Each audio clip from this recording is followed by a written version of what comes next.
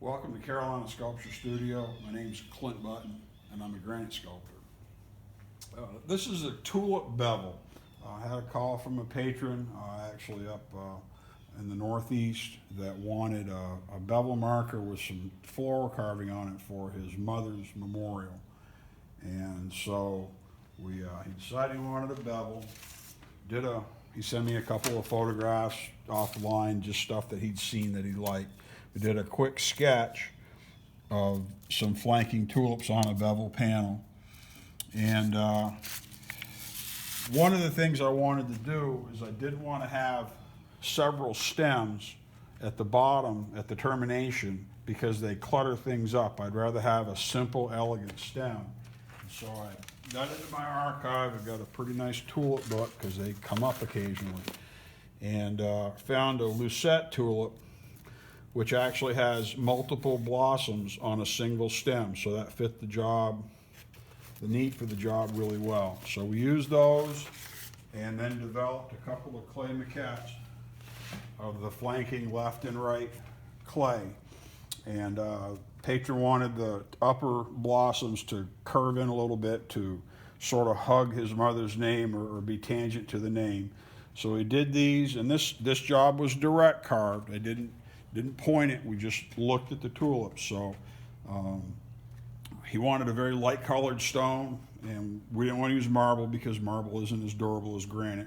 So we sourced an older piece of light blue Georgia granite that had been on a display lot for quite a few years and had never sold, but it was much lighter than what the quarry's running now. So we did quite a few videos on this stone. There was a lot of opportunity to teach people on this stone. Set the panel in with plumb blocks along the edge, cut the bevel, use the plumb blocks to develop a true panel. And it was a little deeper than what he wanted, and so I lowered the edge again, recut the bevel. And but the plumb blocks allowed us to produce a nice panel and leave raised material for the floral. The floral is about 1.25 inches in profile. It's effectively full round, life size. It's not really foreshortened at all. And so did all the work, developed the ground. Then at the end, everything has to match and justify. So carved all the elements. It's when some of these elements are tangent, they're just barely tangent.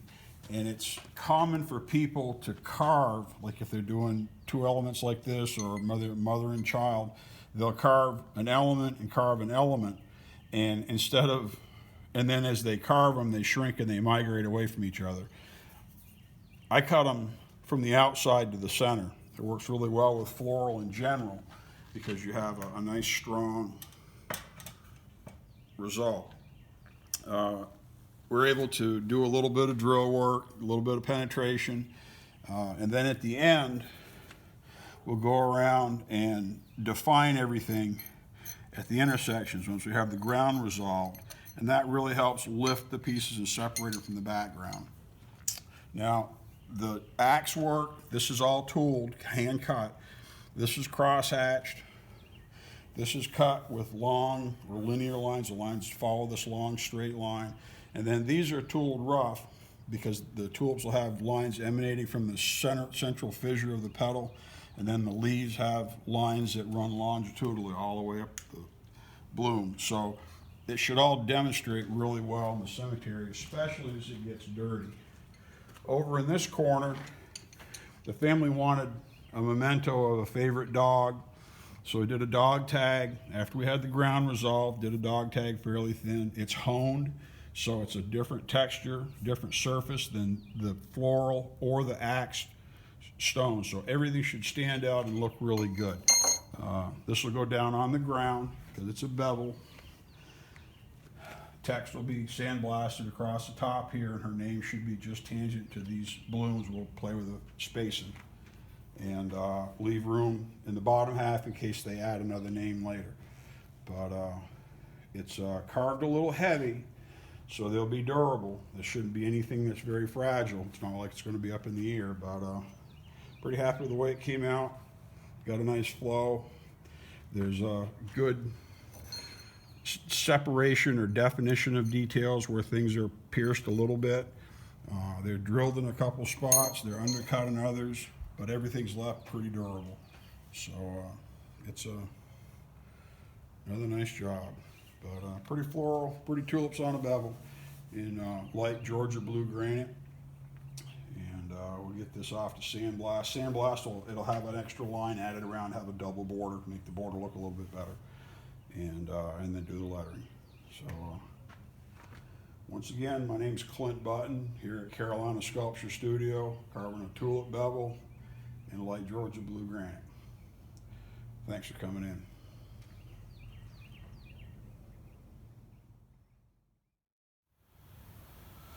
Okay, I've pushed the face back, just wasted off a bunch of stone, and now I've got the plumb block set on each side, like I showed before.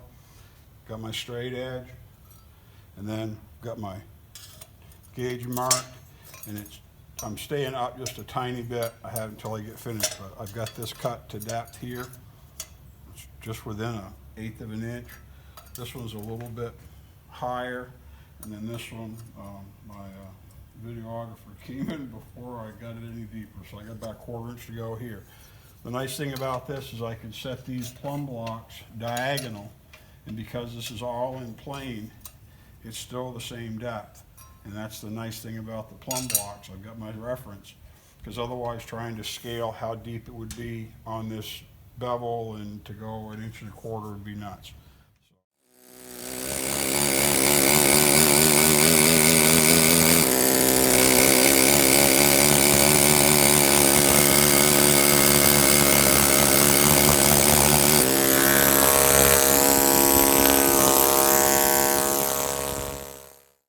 Start doing the actual floral carving on this tulip bevel, and you can see off to the side I've got my clay models that I've sketched up. There's a little change where we changed the layout of the job so that instead of it being a 1 1/4 inch deep niche that would support the roughly 1 1/4 to 1 1/2 inch floor work and protect it, now the niche is going to be a fadeaway to nothing, so the carvings will be raised here. That will change the arrangement of the composition in terms of how the side is supported by the edge of the niche, the scotia and everything. So I'll have to change the outer 2 leaves just a little bit, and but have roughed this and just did a pencil sketch and did quick lines on it. This is going to be direct carved. Just going to look at it and carve it like everybody imagines a sculptor does. They just grab a piece of stone and start cutting stone away, and it turns out beautiful. It can if you do it right, and we'll give this one a shot and see how it turns out. So, started working this foliage back. This side's still a little tall. This side over here got it shaped fairly well. This is close to where it's going to be for height, but it's still tall. The blossoms, I started tuning them a little bit. They're still 1/4 inch or so tall. They are expected to be about 1/4 inch above the border originally, and right now they're about at 1 1/2 inch. There's a little bit of crown right here that needs to be pushed down, but it's really important to do all this together because you'll end up cutting this to perfect depth. And when you do that, you'll make sometimes a line like this that's a little deep, and then you got to go a little bit deeper. So it's better to have it crown just a little bit, and then I'll work that back as I develop these.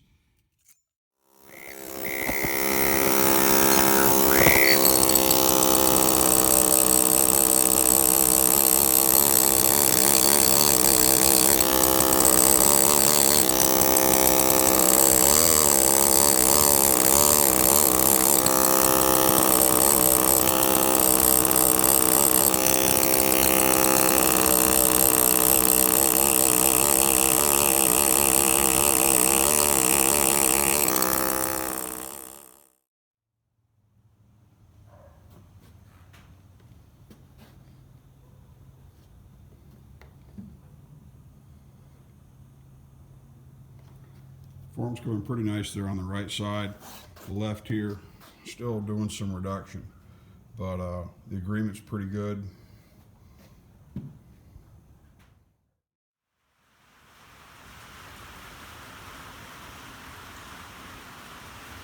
Then the end of it's just kind of tedious work scraping it. You just have to scrape and scrape and scrape and scrape. Draw the whole surface down to get a nice, relatively flat panel. Okay, now we've got a dog tag. Okay, one more time. Video's running a little long. There's a lot to cover, so we're gonna cut this video off here to keep it a little bit short, make my cheap software program happy, and we'll start on the next one. So, axing away on this tulip bevel. My name's Clint Button here at Carolina Sculpture Studio. Thanks for stopping by.